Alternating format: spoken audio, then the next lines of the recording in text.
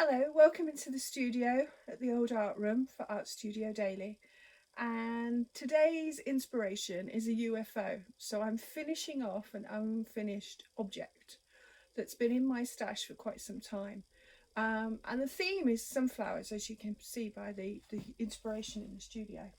So I was given this panel many moons ago, and somebody had actually started it, and they'd for quilting obviously, and it had tacking lines across it, and it has been hand quilted. If I show you, you can see where somebody has already started to stitch it, and in these little flowers all the way along has been some French knots.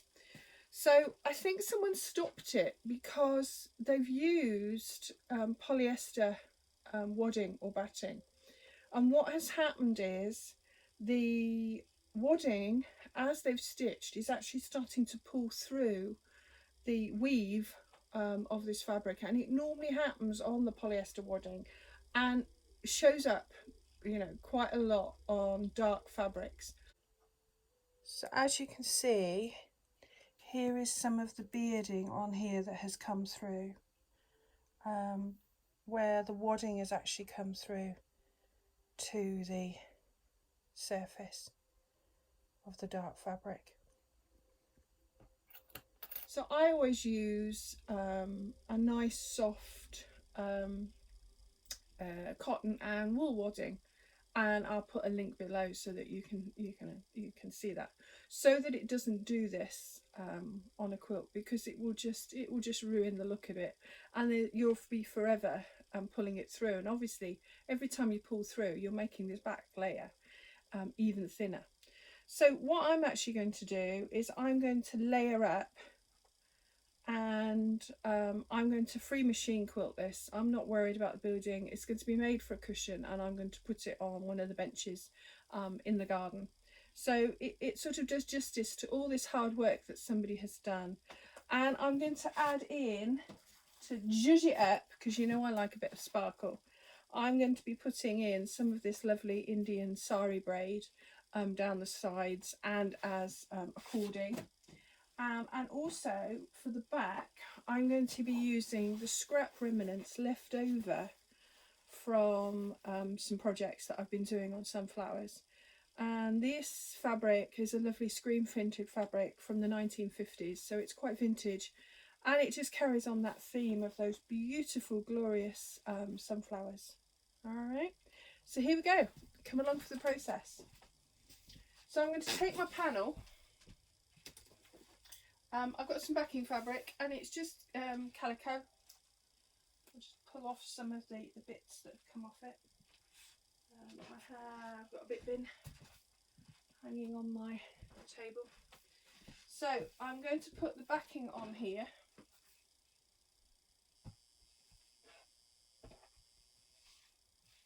And it's the sort of same size as the wadding, because the wadding has been cut larger than the panel.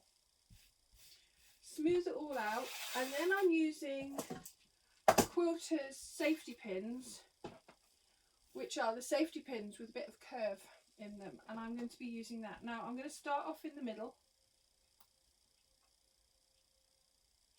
and I'm going to pin it all the way around. Now I'm going to show you the difference from the pins. Okay. So here are the Quilted safety pins, and as you can see, that's the curve there. All right, which makes it easier to actually go through all the layers of fabric.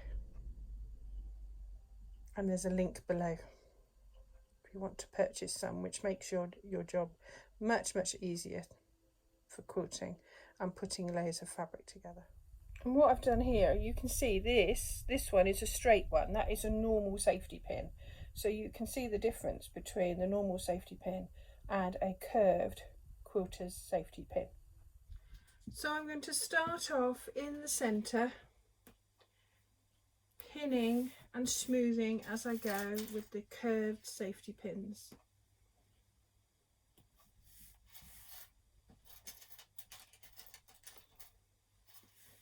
And normally on a large quilt or wall hanging, you do about a hand's different distance between each pin. But because this is such a small project, what I'm going to do is do them sort of every 4 inches apart, and that way as I free machine and take it the pin out, I can then have some security with the next pin. And if you notice, I'm just offsetting the pins, which is what you would do on a large quilt. You'd actually pin across the middle and then go in between. So what you're doing is you're then giving it stability, and it stays together and stops any puckers.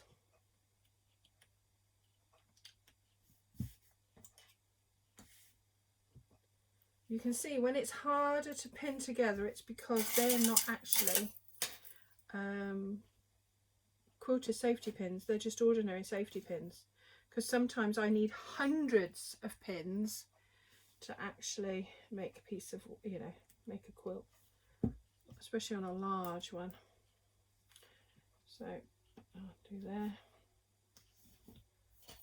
and keep flattening and smoothing as you go.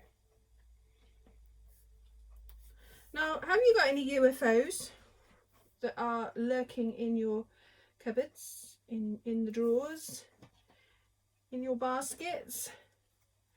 I wonder if you're going to go and have a look this winter and see if you can finish any of them off, or relegate them to giving away or the charity shop, which is what someone obviously has done with this project. They've relegated it to myself. It came in a bag. Now I haven't quilted in here because there's lots of lovely French knots in here, and I don't want to actually damage the French knots by going through, but you can see, so I've now got lots and lots of pins through there. So I'm going to take you to the sewing machine so that you can actually see me do some of the free machining on here. So I'm now sat at the sewing machine, and I have threaded up my machine with some black thread. I've also threaded up a couple of bobbins, so I've got a couple of bobbins because I know this project is going to take probably a couple of bobbins, and it makes it easier if you do it all at one go. I've also put on the free machining foot, and I've changed the dials on my sewing machine so that they're all at 0. Now every single machine is different for when you're doing free machining, but this one is, you know, I've done that and prepared it. Now you also want to check the machine is working, so I tend to do it on a test piece of fabric. So I've got my test piece of fabric here, and it needs to be at least, this is that same bit of calico that I'm using as the back. Now on this test piece you need to make sure that it's at least doubled, so that you folded it in half, so that it's got some bite to the fabric. If you just do single, it won't work. Now for free machining, you put down the foot, you hand turn the needle into the fabric, you then turn it a full stitch, lift up the handle and take it to the side and pull the stitch through. And then what you want to do is take the stitch that you've just done right underneath the needle and place the needle by hand turning it just behind that where the threads have come out. Then go over the top and then start stitching. Okay, now if you do that every time, it will secure those stitches. If you're wanting to, these long threads you can then hand sew to the back, but because I'm not doing a competition piece or an exhibition piece or a piece that I know is going to be washed and washed and washed, I will just, once I've gone over the top of those and I've secured it, I will then cut those threads off so they don't get in my way. But if you wanted to, just make sure that these keep to the side of where you're working, and then at the end, what we call finishing off, you finish off these threads by taking them through to the back. Okay, and what I'll do is I'll show you a close-up of that process. So all my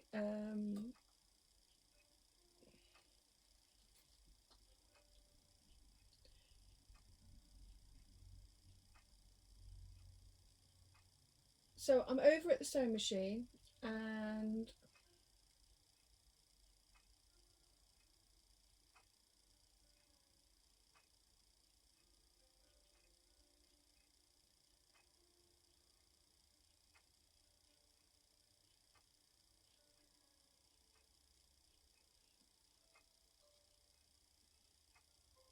so I'm over at the sewing machine, and now what I'm going to do is I'll show you the actual sewing machine that I've set up. So I've actually put on the free machining foot. I have changed all the dials on here to 0. All right. And I'm now going to actually put the threads through so that you can see a close-up version of what I'm actually doing. So I've got double the fabric to make sure that I can stitch correctly. I'm popping the material through. I've got my top thread and my bottom thread, and I'm going to put the presser foot down and hand turn the needle into the thread until the stitch comes up as if it's finished a stitch. I will then lift up the feed dogs and then lift up the pressure foot and then literally push that through. Okay, so now I've got both threads on the top. I then position the needle when I put the needle down. I'm putting the pressure foot down again. I'm putting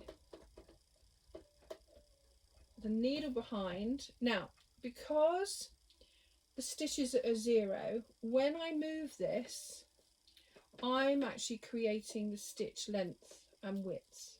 Okay, now it's up to you of how fast you want your machine, and lots of machines have a fast slow button. Now mine is this slider here, so I'm going to slide it just slightly into the middle, and then if I want to make it go slightly faster I can, but I'm going to make myself a triangle with my hands around the needle, and then I'm going to put my foot down and then slowly move it. Now every time you come to the sewing machine to do free machining, you need to practice, and I normally say to people, do a shape that you're used to doing. Now I'm wanting to do some small free machining swirls. So what I'm going to do is I'm going to actually up my sewing machine so it's slightly faster, and then I'm going to move it so I then make it smaller swirls.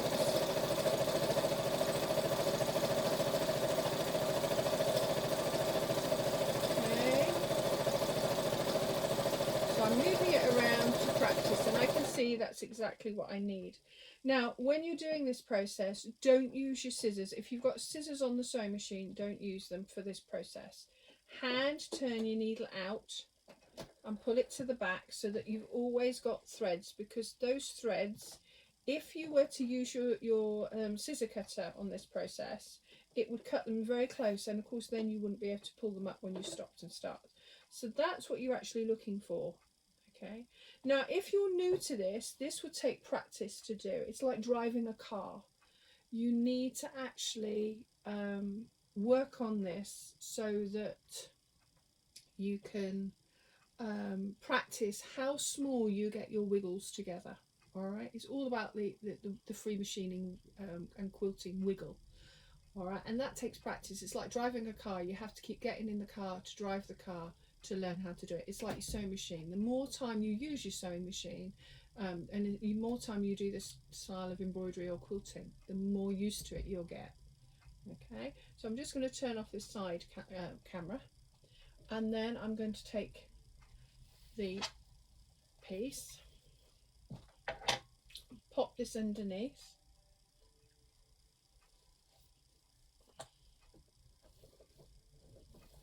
Okay, now I'm going quite close to the sunflower. Now I've got black on black, so I'm going to have to sort of look and check where I'm actually quilting, but I'm going to go quite close into the first sunflower, which is in the middle. obviously, of this one.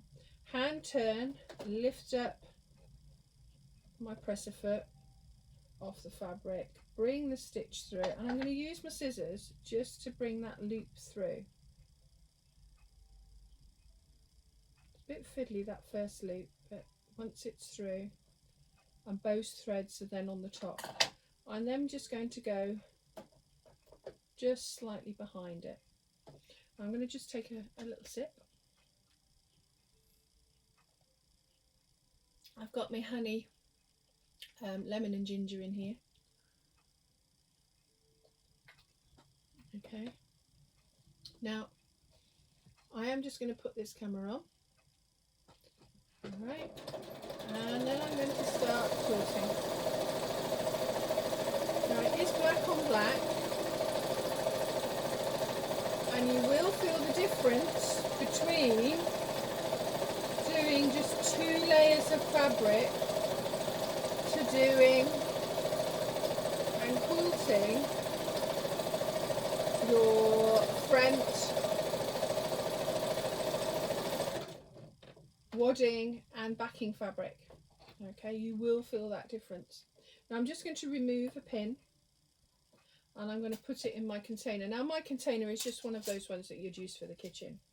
Alright, and it makes it so all the pins stay together, and I can leave them open, so it makes it quicker the next process that I'm going to do. And as you see, I'm using a light triangle with my fingers to actually do.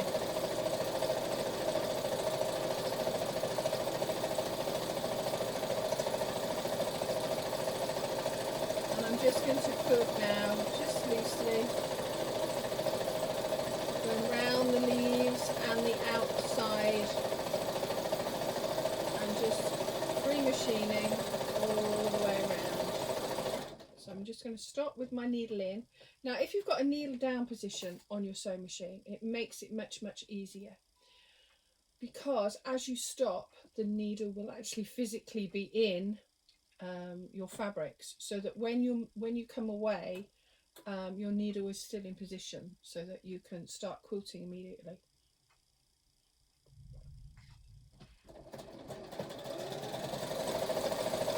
So if you'd like any tips and tricks on machine quilting, do comment below, because I love troubleshooting. I love troubleshooting, doing things like this. I tend to enjoy that side of actually teaching quilting, is getting where you can iron out some of the little foibles, especially of sewing machines. But a lot of it, if you're finding difficulty, is making sure that your sewing machine first will stitch. And when I mean stitch, normal stitch in the morning, because sometimes I come in and I don't know what it is. I've left the machine exactly where it is, and I go to stitch a slow stitch, on the sewing machine, just a normal straight running stitch, and it's all over the place, and it's as if the gremlins have got in. So what I then do is I then clean out the sewing machine, re-thread it, put the bobbin back in, and then stitch again, normal stitch, running stitch, and then it tends to fix whatever was going on earlier. I wouldn't go in straight with quilting first thing. I always check that the machine is working. Now, you need to make sure that when you free machining, you take out all the pins, because as you move the foot around, it will catch on those pins and make it hard for you to actually quilt. So that's what I've been doing now. I've been removing the pins as I've gone. You must make sure as well that you leave your machine when you know that you're going to finish quilting or stitching, that you put it back to straight stitch. Because what happens is, if you think when there's no stitches, it only needs to be knocked and it will get knocked out of sync. So it's better to actually put it in straight stitch, which is its normal mode. overnight or when you stop, you know, for any period of time.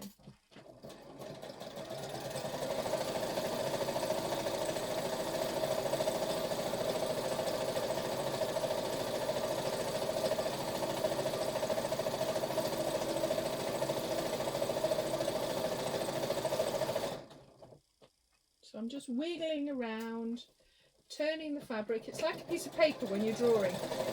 You need to be able to turn it and wiggle it around to make it go in the easiest possible place for you to be able to stitch.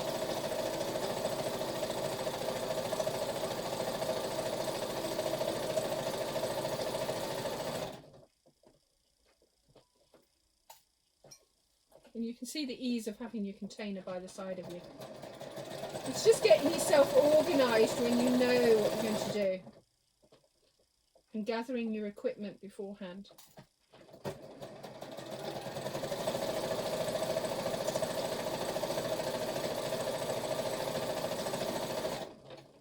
Right, so I've got a feeling I've run out of bobbin, so I'm going to stop there. No, I've still got bobbin.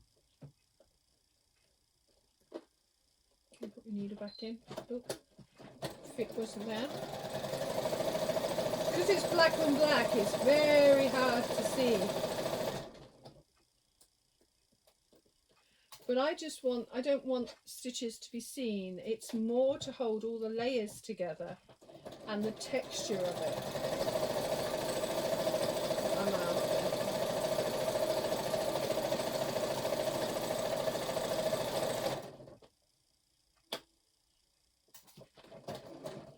Right, I'm nearly where I had my stitches before. I'm just going to trim those.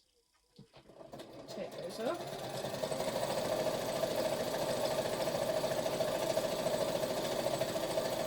And what I've done is I've just run over where I started so that you can't actually tell where I'm going to stop and start.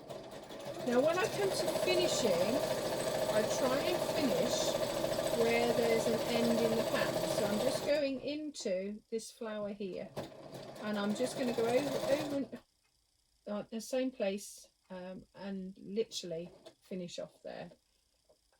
And I think actually I can run down the side of that flower, and I'm now on the border on the outside.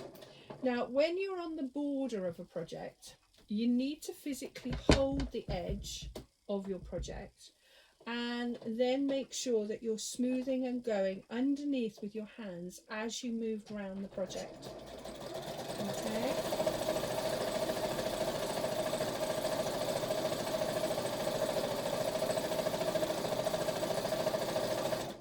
So I'm just smoothing it out, and also on corners they get tucked in, so I'm just making sure that they are unravelled and straight.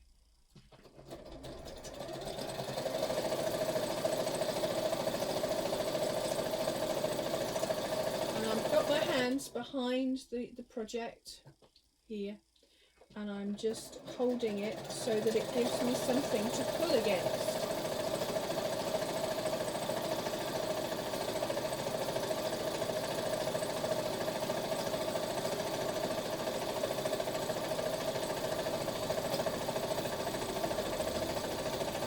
Free machining, you're trying not to go over the top of where you've already been so that there's no crossover points.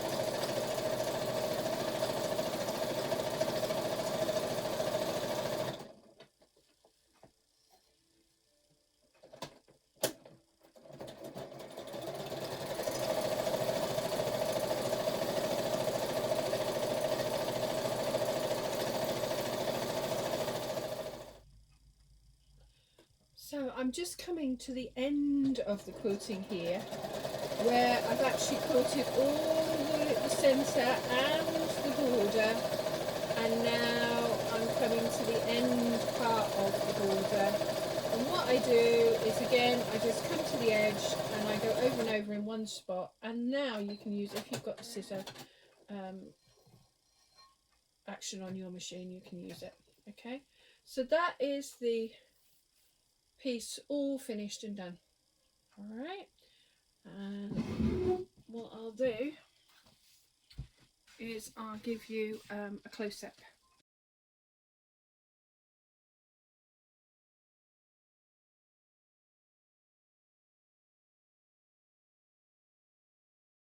And here's a close-up of the back, and as you can see over here, this is where I stopped and started, and you can see in here, this is where I had to change the bobbin.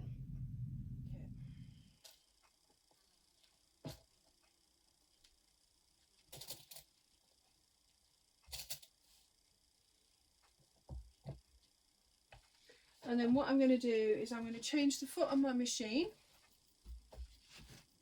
and choose a blanket stitch with my stitch guide, which I keep by the side of my machine. I finished with the pins, so I can just pop the lid on, pop those to the side. I'm going to change the foot.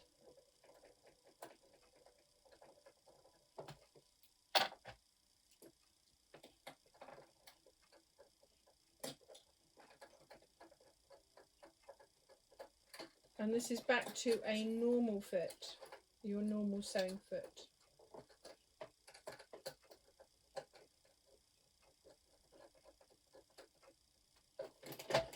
And I'm just going to use my screwdriver just to tighten it up slightly. There you go, so it doesn't come loose. Now I'm just checking my threads. I'm just going to put that foot back in my pocket. And where's the thread? Yeah, the thread is still there. Okay, so I'm going to check on my stitch guide. I would like blanket stitch. So blanket stitch normally on mine is mode 3 and it's 07. So I go to, I'll film this for you. So we've got mode 3, which is over here, and I need 07. Now I'm going to try and see what that stitch actually looks like on my scrap piece of fabric, because I think I need a wider one. Just going to make sure my thread's through.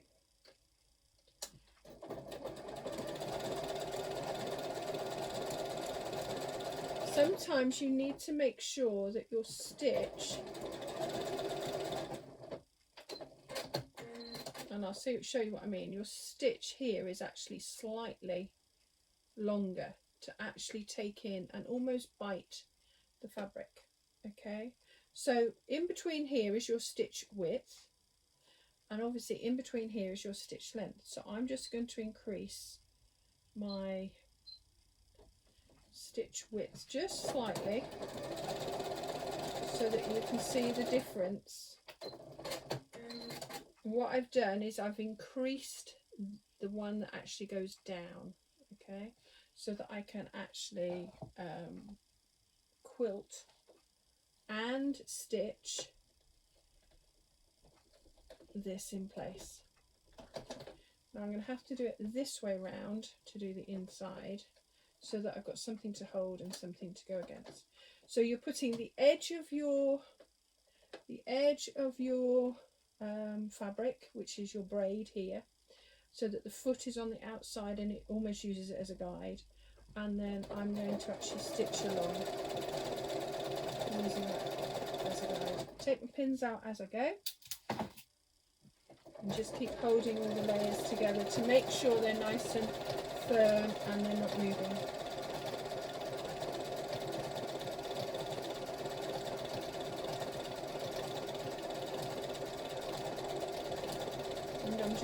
it through, just guiding it through gently. Roll up your fabric if necessary to take it through the actual arm of your sewing machine.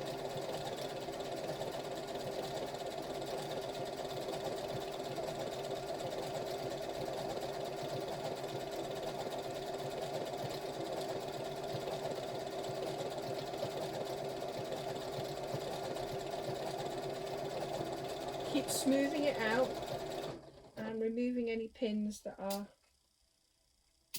on the edge.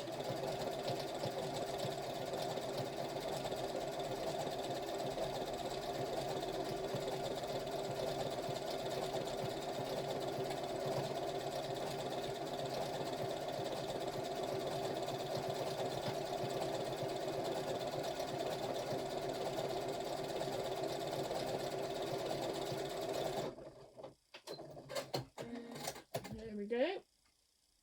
So if I take those last two pins out, now you can see I've now attached this braid. I've now got it hanging. Now you can, if you want to, pin on to stop this moving. All right, but I'm not. I'm actually just going to roll it up, and I'm going to come off the edge. Now this also will be secured by the actual cord when I'm putting the cord in place. So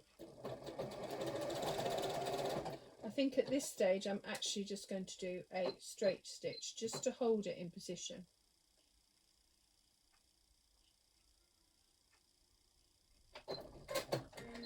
Now the braid has actually got nice lines along it, and I'll just show you on here. You can see the nice lines across here.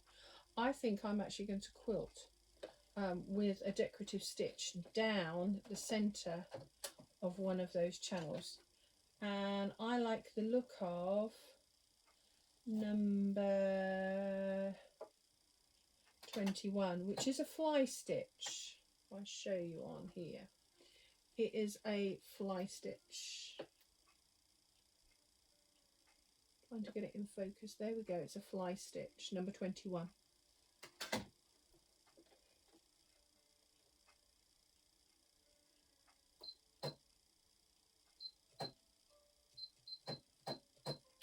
Mode 3, 21, it's a fly stitch. Now I should have checked it on my stitch guide to see if it's working, but I actually used this yesterday, so I know that it's in good working order. Mind you, should have still checked.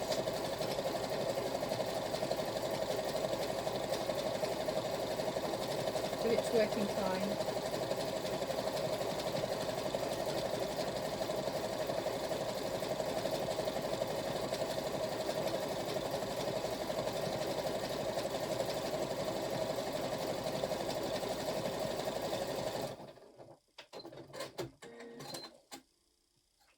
One, and then I'm going to do the other channel on the other side of the braid.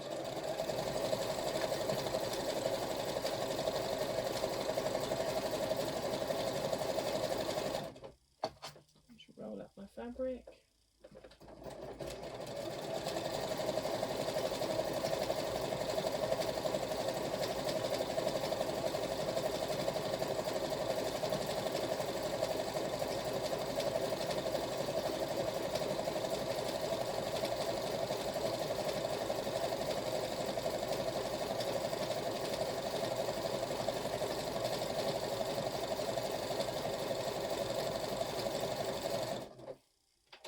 Now I can feel that halfway down there my stitches stopped because I'd run out of bobbin thread. So I'm just going to wind up. So I've just rethreaded a new bobbin and rethreaded up my sewing machine and positioned it, the fly stitch, back in position, ready to start again and finish the actual piece of braid.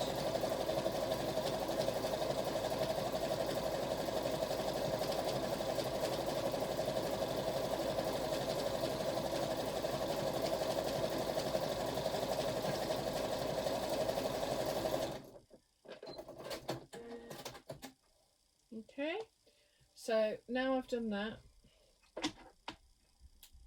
and I'll show you on the back.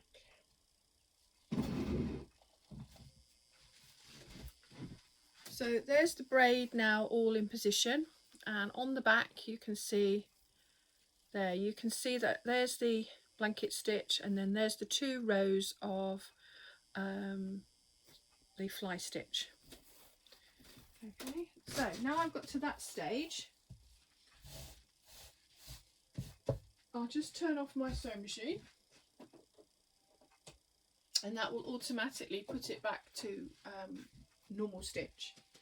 Now I've got to sort out the backing fabric, which means putting 2 of these pieces together. Now those that know me, I like pattern match, so I'm going to actually try and pattern match these 2 pieces of fabric together. Now you can see they're very different, so it's going to have to be, I'm going to have to find a spot where they join. I know it won't matter too much because I'm going to put a braid across the top.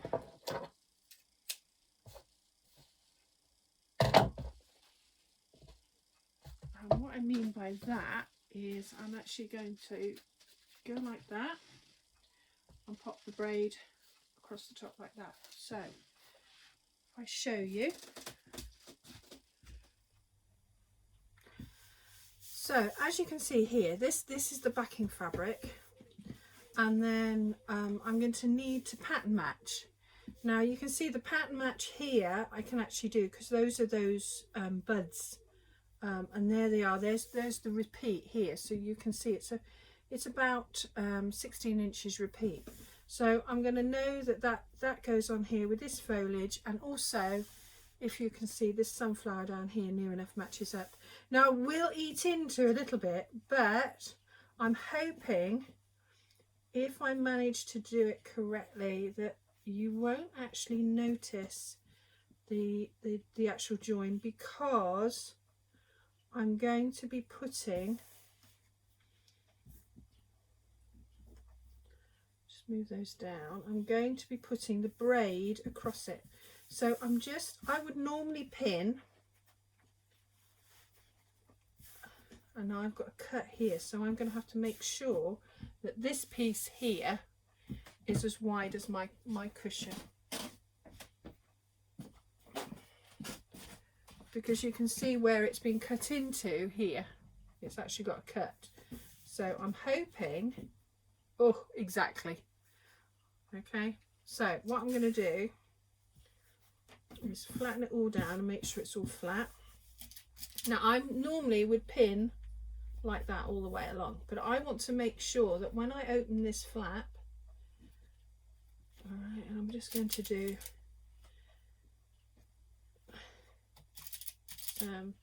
pins along here, and these pins are flat pins, so when we turn it over it will be a bit bobbly, but it will show me whether I've got an okay pattern match. Not great, but when I sew on the inside of that, it will actually open it up. Now I think it needs to go up slightly, but I know I've got my braid to come across, so if I put my braid like that, you can't actually tell that there's been a join in the fabric. Now the reason why I want the braid is because this is going to be quite, you know, quite obvious that it's like that. Now I have got a thinner braid, and I think, believe it or not, I will use that one. What do you think? That one looks too big.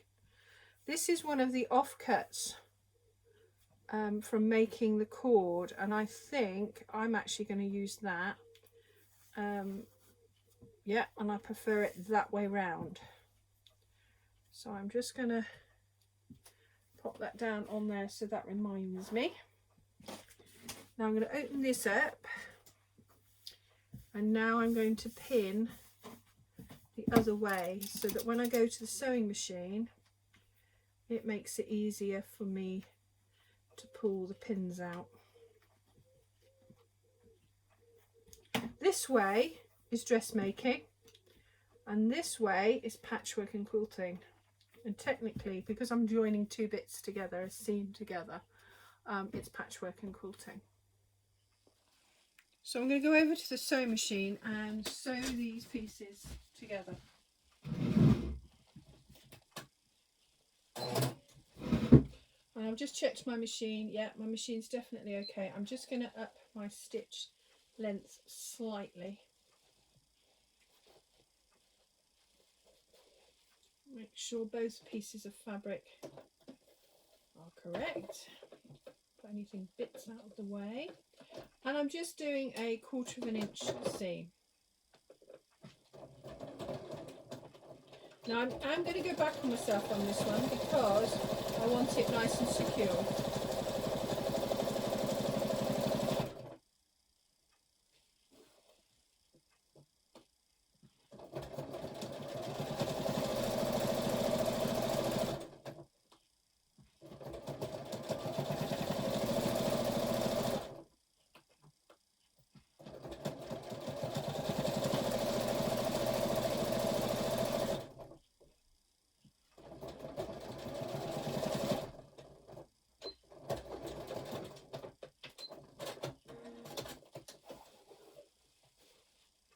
Okay, so I've joined those two pieces of fabric together now to make a hole.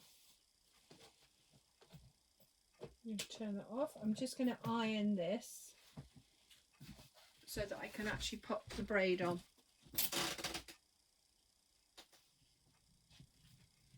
So I've now ironed it and what I want to do is place the cushion on the top. Now I am going to have to do it right sides to right sides purely because I need to see where the cushion's going to go and make sure I'm inside that cut area, so I'm in part of the sunflowers. Yep. And then I'm going to cut the fabric. And I'm actually cutting it to the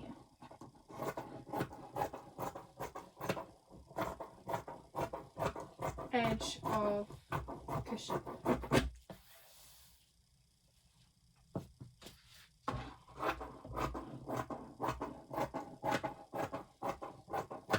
Now I'm saving these pieces because I've got a quilt in mind that I want to do with lots of my favourite fabrics in. So I'm saving all those for that purpose. Bit of a froggy throat. Here we go. So there we go. So I've now got to that bit.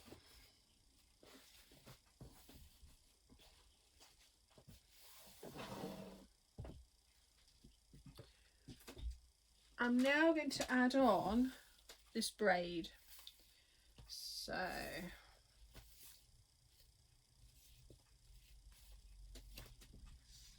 here it is here. There we go. One of these ends is sort of an ironed end. Here we go. So I'm actually going to place that on there, and I'm doing a little bit one side and a little bit extra the other side. And there's a decorative pattern on here that actually looks like little tiny sunflower seeds, so I'm putting that as it to the outside, and I'm just going to pin that in position.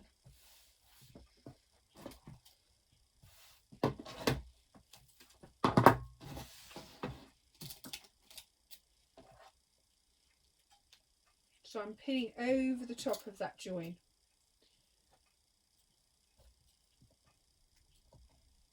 It just makes it more decorative and makes it more interesting than just a flat piece of fabric across the back.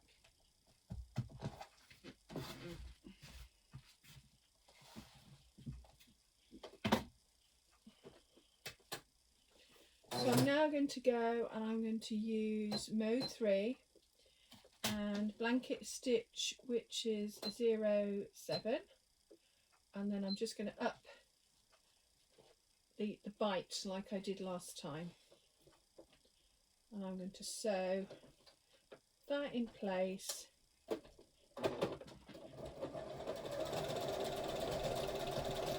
And of course you should have checked it, but it's definitely what you want, but I think I know that that's what I want. Just remove the pins as you go.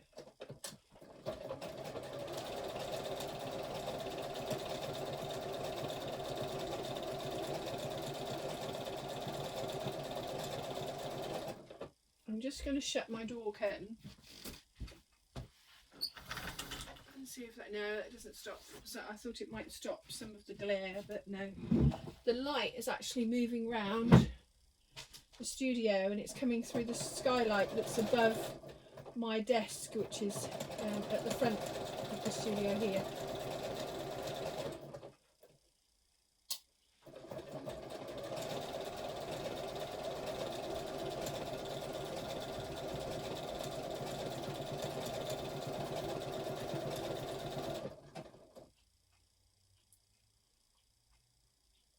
I'm making sure my drink is well out of the way.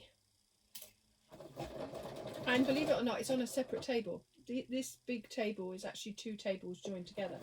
So it's on a separate table so that when I stitch or anything, it's actually on a, you know, it doesn't jiggle it.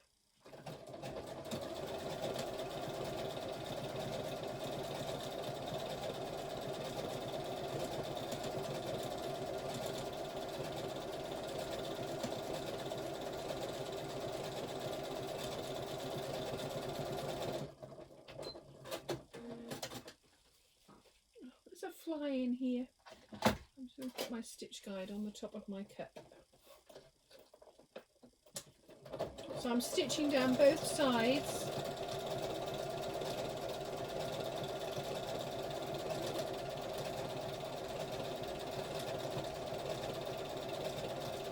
And the blanket stitch, because it's like that, because this is the braid cut off the section, and I'll show you that when I do the corded area.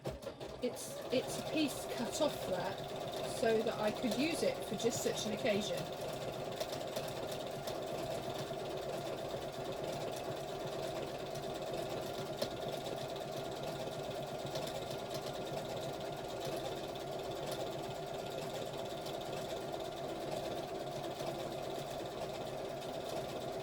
Now remember, when you're sewing for long periods of time, make sure you wriggle your shoulders.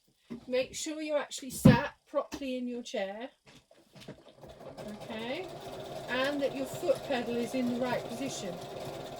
Mine is actually up against a box under here, so it stops it moving across the floor. But if you've got a shiny floor, you can buy little pieces of carpet stopper that you put underneath your carpets, and it's rubberized mesh, and you can put a bit of that on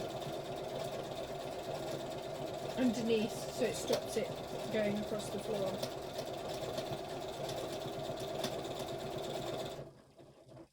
So there we go, both sides of the braid done, and you can see that's the stripe here. All right, so now we've got those. Okay,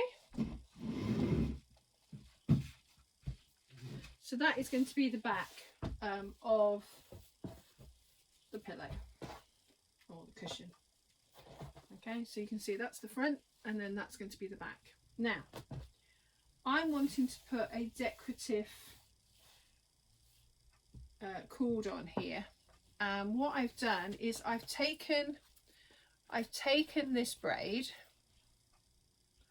and I have cut down one section of it so that I've moved a piece, and of course that's so you can see I've got 2 pieces here either side of it, and then what I've done is I've put the cord in the middle, and then I've folded that down, and then I've literally folded it like that over the top.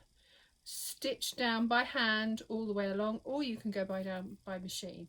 Now this I'm going to have to position on this. So I'm going to pop the top piece out of the way, and if I show you, so here's the cushion, this is the bottom because of the way it's sat, and what I'm going to do is take the braid, and as you can see there's the cord, and this is all recycled, so even the braid was an offcut which someone gave me. So I've covered it, the cord, and you can see that's where the end is, and I'm going to place that at the bottom.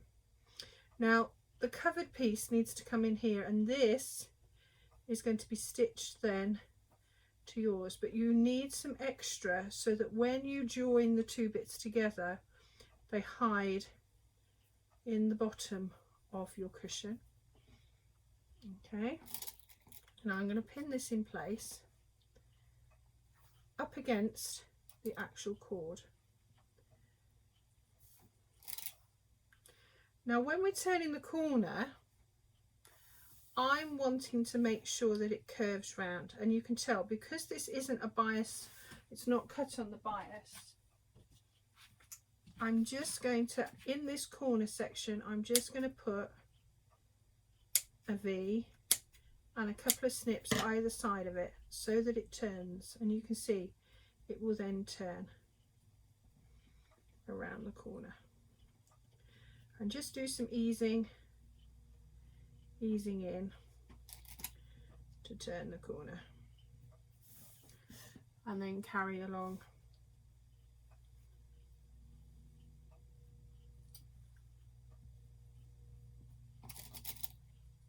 Pinning this in place.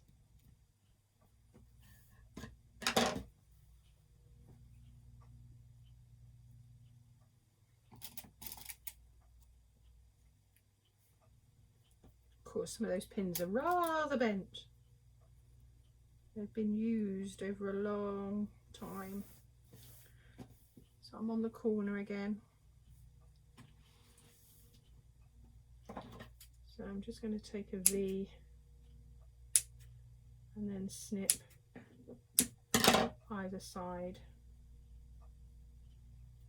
so that it turns.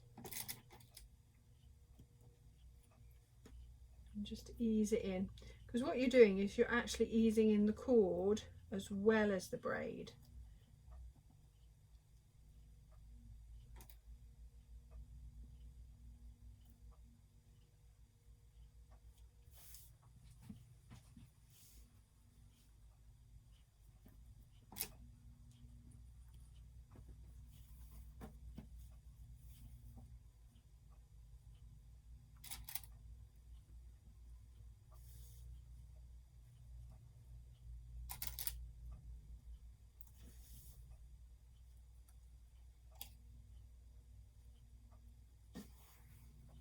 There we go.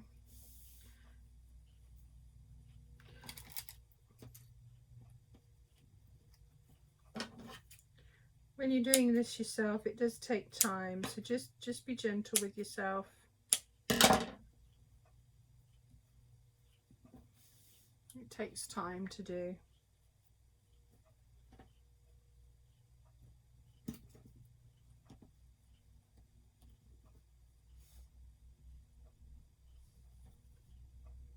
And then here I've got this braid underneath here, and I want to have some of that showing and also some of this edging showing. So I'm just going to make sure that yes, I'm on the edge of the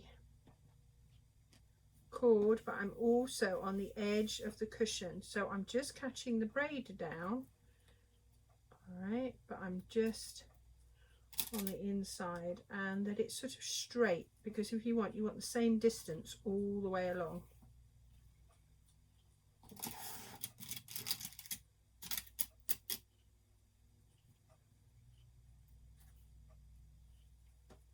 I love these magnetic pin cushions. I like making pin cushions, but I do love this. Can you see I just needed to reposition that.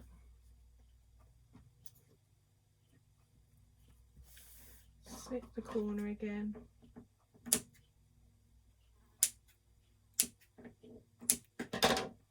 So that it turns.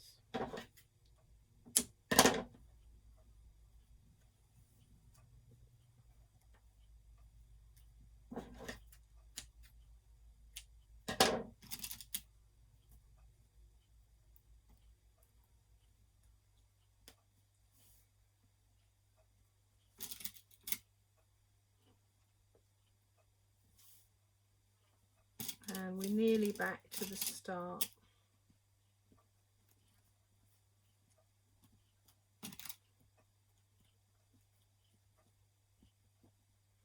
Now when we do get back to the start, I make sure that I've got left here a couple of inches, so I do exactly the same on that side.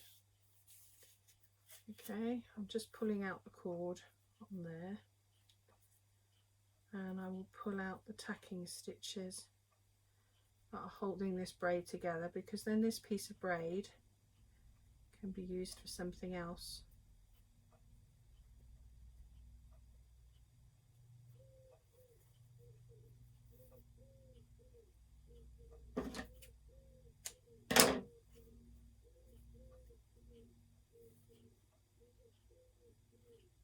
There we go, and that piece of braid can be used for another project. Now I'm going to use the sewing machine, and I'm going to use like a tack stitch, but I'm going to have to use the zipper foot because I want to get as close to this as possible all the way around, so that I haven't got pins in position when I want to put on the zip and also the back.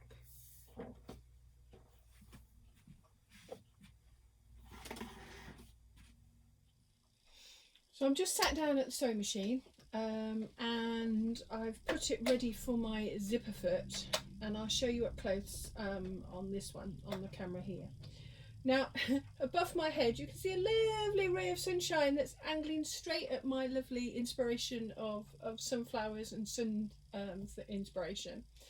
In the studio here I've got two lovely skylights which just flood, as you can tell, flood the studio. You can see the lights above this false panel here, and my desk is the other side, so it shines straight onto my desk and onto the work that I'm doing, which is just lovely.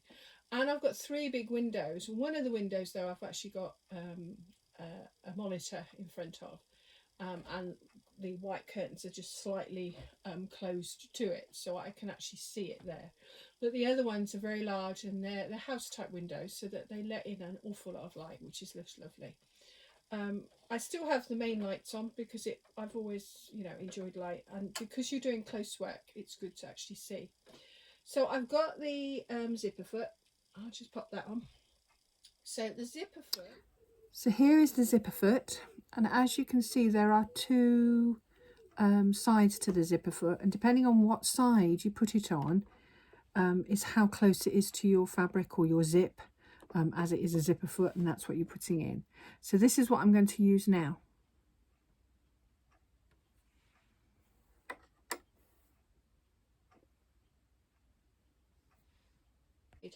So that when I stitch, it's stitching that side. I'm going to make sure it's quite tightly done. Now I'm going to start at the bottom. Remember where the two tails of the cords are, but I'm just coming to the other side of that so that it doesn't catch. I'm going to roll up that a bit so that it goes by the side of the machine, and then I'm just going to sit. Need to be the other side of here. Just going to sit the other side of the cord. I'm going to remove that pin, pop my pin cushion by the side, and I'm just going to go backwards and forwards for a little while. Now my stitch length and width is 3.5 and 3.5. They're wider because it's almost like a tacking stitch to hold it in place. Because if you think I'm going to have the zip, and I'm also going to have the back of the fabric on here. I'm getting to the corner, so I've just got to be easing it round gently so that it forms a curve.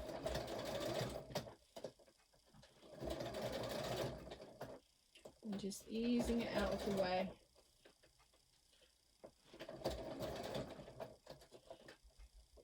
Just minding your fingers. And I actually caught my fingers this morning when I was pruning. A blackberry got me and just caught the end of my pointy finger on the left hand, which was really annoying. So you've got the cord here, and then the actual needle, because of the zipper foot, is close to the actual cord, close to the cord.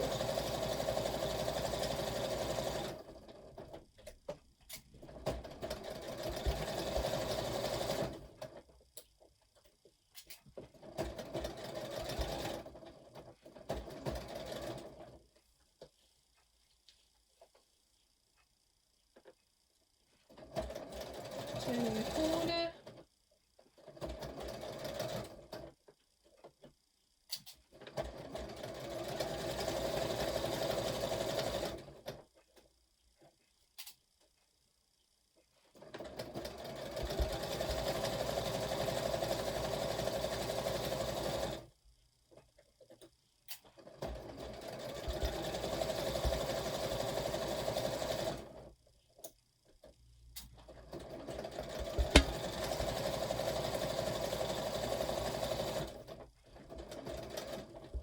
Taking the pins out as I go.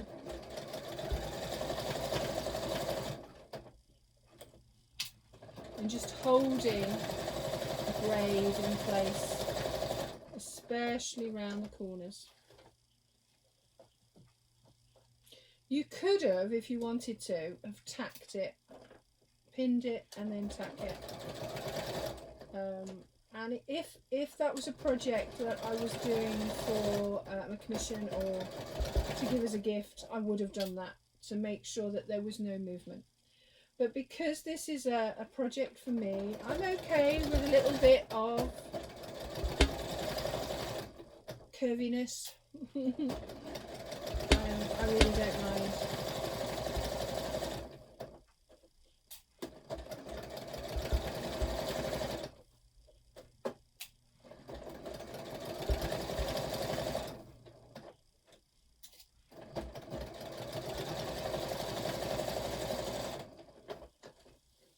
Right, on that last corner.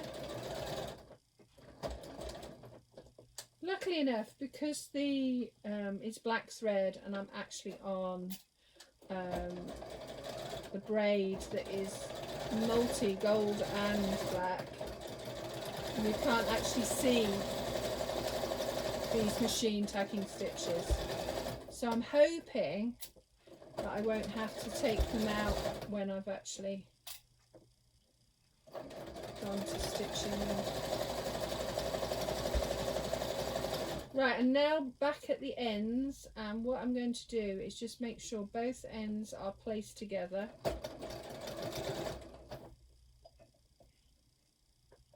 And I'm going to go as close to, and then just do a back stitch. There we go. So it's now all secured with tacking stitches all the way around. So the next process is I need to pop the zip on. Now, well, before that, I'm just going to need to finish these ends. And the way I do that is I tack right up to them, close to, and then over sew the two cords together and down back into the cushion. So that way, those two ends then are very secure when I put it on the zip and the backing. And I'm going to do that now. So we're back here, and as you can see, I haven't chopped off the ends of the cord and the braid yet. I've left them, and I won't cut them until right at the end. You can see I've actually positioned the zip here, Now, I didn't want it across here because of this. So do consider that when you're putting on braids and things, where your zips and fasteners are going to go, so that this isn't in the way. I wanted mine to be at the side. Again, I haven't popped it here because there's this very decorative braid here. So I've popped it at the top here on this side. And all I've done is I've pinned all the way along by the side of this zip. And then I've just tacked, and I've tacked over and over here, so that I know where I'm going to end the zip, because this bit I'll actually remove. This bit won't actually be included when I stitch, okay, because I'm going to be coming across the top here, and I want to have a stopper here, okay. So I've tacked it all the way along, so when I fold back I've just got a little bit of this braid on show, okay, because I want that to go over the top of the zip so that you don't actually see the zip. Can you see what I mean? Okay, that's what I'm going to do. So I'm going to stitch this in place on the sewing machine using the zipper foot as close to the zip as possible, like I did with the braid.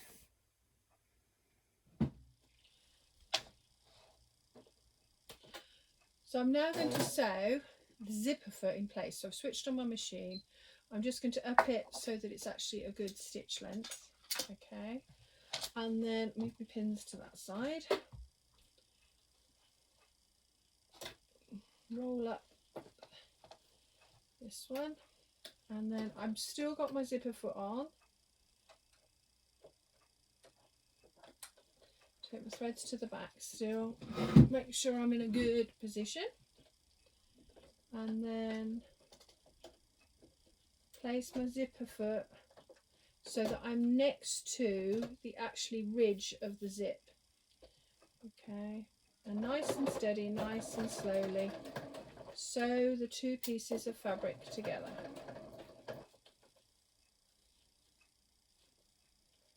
And you can actually feel where your zip is, nice and slow, nice and steady.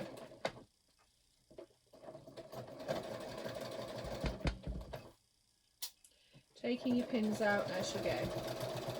Now if you wanted to tack, this is good to do as well, because then you can actually tack so that you know that where your zip line is.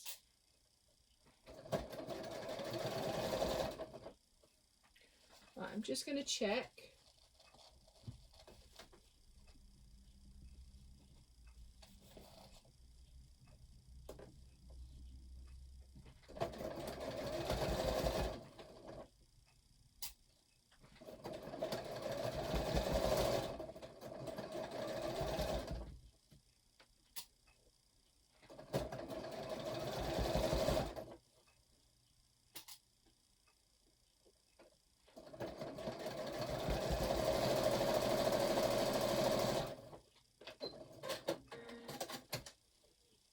Okay, so I'm just going to push my sewing machine out the way and pop this to the side so I can actually see that I've definitely caught it. Now I can see on the other side, this side, got some threads that I just need to remove, that I just need to tidy up where the threads have caught.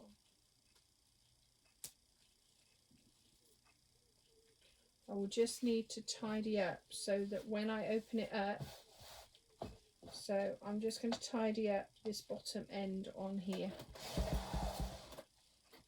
I know I'm going to be going over the top because of the braiding, but I want to make sure that it's secured right to the end of the zip.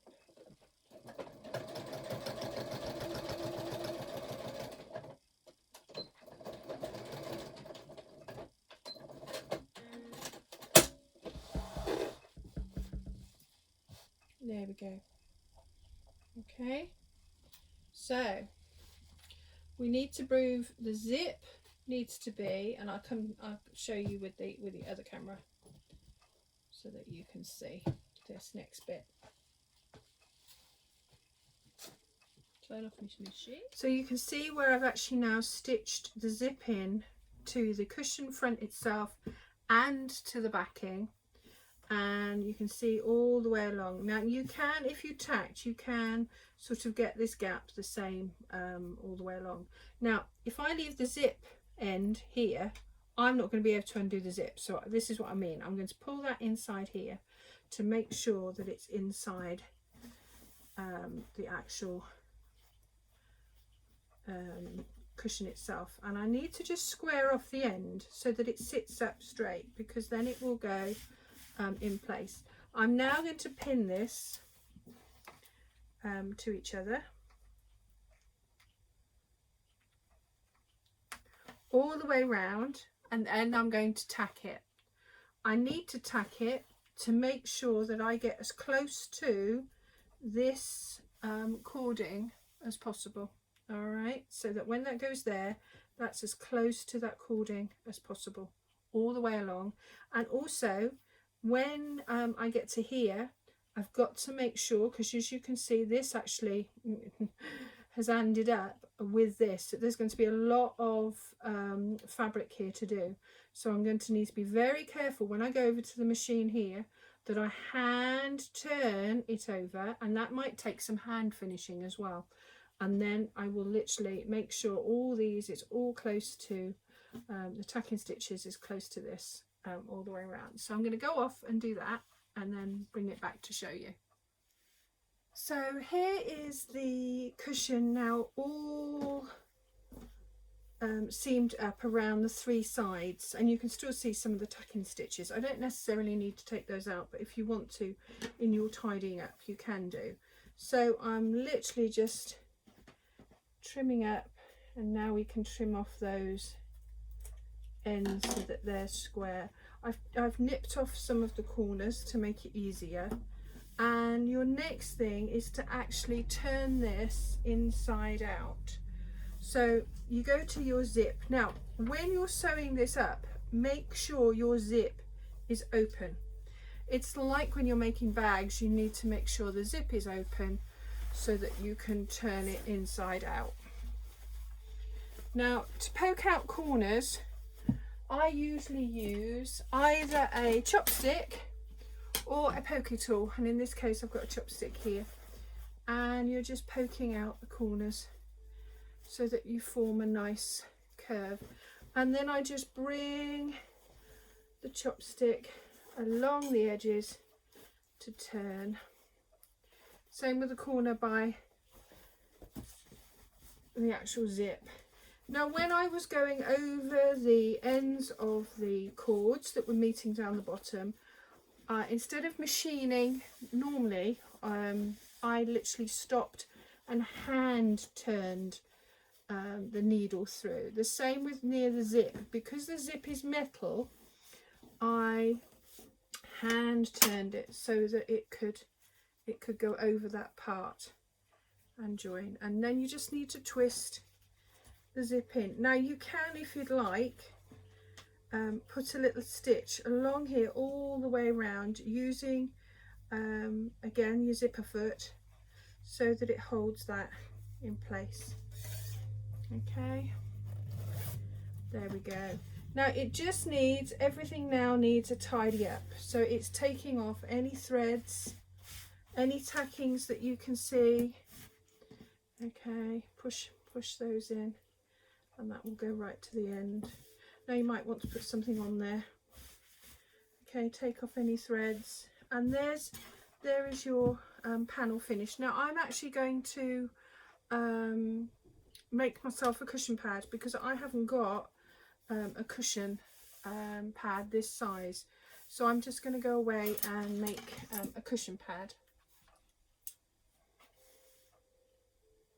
Now to make a cushion pad, I've literally taken the same calico sort of sheeting that I've used for the actual backing of the cushion, and then I'm just going to trim off those corners, and I've sewn round, as you can see, I've sewn round the three sides, leaving a gap here. I've done it in black thread because that was what was on the machine, but also it's so that you can see that that's what I've done. And then I'm going to turn it inside out. Now this is slightly, it was slightly bigger than the actual cushion, because I like nice plump cushions when they first go in, so that they will, as they flatten in time with use, it actually then fits the cushion, but at the start it's quite plump. So there we go, turned all inside out, and then I will stuff that with wadding. So here is the cushion all finished. It's got its cushion pad in, and as you can see, it's glorious now, from those bits of fabric that were on the table and a very forlorn looking start of a project, which had sort of obviously had its day, but I wanted to celebrate that somebody had spent hundreds, you know, they've put hundreds of French knots in here and hundreds of stitches in here, and I wanted it to celebrate that. So I'm continuing, you know, a UFO and making it glorious. So what I'd like you to do is have a look in your baskets you draw, or any projects that you've wanted to do and you've sort of collected some of the things together or even started it. Have a look through and see if there's anything that you can actually make glorious again, in a different way. I always like adding sparkle, as you can see by this, and that just adds to this luxury of this cushion. And the back is this 1960s screen printed fabric. It's becoming very rare now, so if you see it, you know, it's what, a fly, you know, look out for it. Now the braid down the middle, when it was on, I don't know if you noticed it, but when it was on the table, it looked a bit skew-whiff, but now it's actually 3D, and it's been plumped out with its cushion pad. It's okay. I was thinking, am I going to need to take it off, because it really did look quite on the but there we go. So if you've enjoyed this project and being in the studio with me, give the video a thumbs up, subscribe if you haven't already done, okay, and come and join me in the studio again for a real-time project. There's many more to come. See you soon. Keep well, keep safe, and I'll see you back in the studio soon. Bye for now.